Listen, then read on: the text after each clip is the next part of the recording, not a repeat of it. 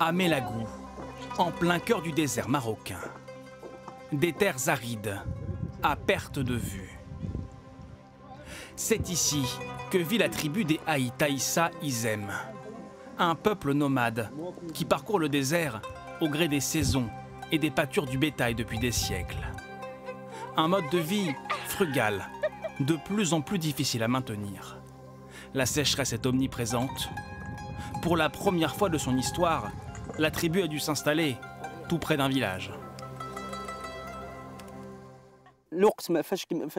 Lorsqu'il n'y a pas d'eau, on est obligé de demander de l'aide à des personnes qui ont des maisons et des puits chez eux pour nous dépanner, en attendant la pluie. On a aussi souvent besoin d'aide pour récupérer du fourrage, car il coûte très cher et nous n'avons pas les moyens d'en acheter. Des nomades qui ne sont pas toujours bien accueillis. En quelques années, la tribu a vu les rivières s'assécher. La faute à des hivers toujours plus chauds qui empêchent la nature de se régénérer. Pour nous montrer ce à quoi ils sont confrontés, les membres de la tribu nous emmènent à quelques kilomètres, là où se trouve le bétail. L'étendue d'eau est minuscule, les animaux peinent à boire.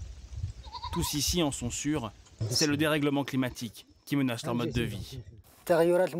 Il n'y a plus les chutes de neige comme avant, alors qu'elles permettaient d'alimenter la nappe phréatique. Tout a séché, les rivières, les puits.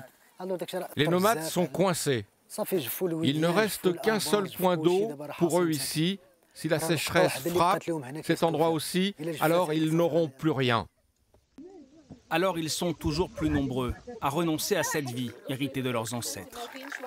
Au début des années 2000, 70 000 nomades parcouraient les terres du Maroc. Lors du dernier recensement effectué en 2014, ils n'étaient plus que 25 000. Pour cet homme de 70 ans qui a quitté la tribu, le gouvernement marocain a lui aussi joué un rôle dans la disparition des nomades.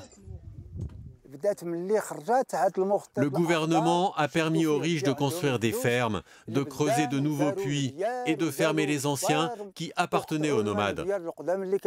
Ils ont pillé les richesses du pays. Ces personnes qui ont des maisons, des villas, ils ont tout pris. S'ils pouvaient prendre la mer, ils le feraient. Et ils ont laissé nos frères mourir.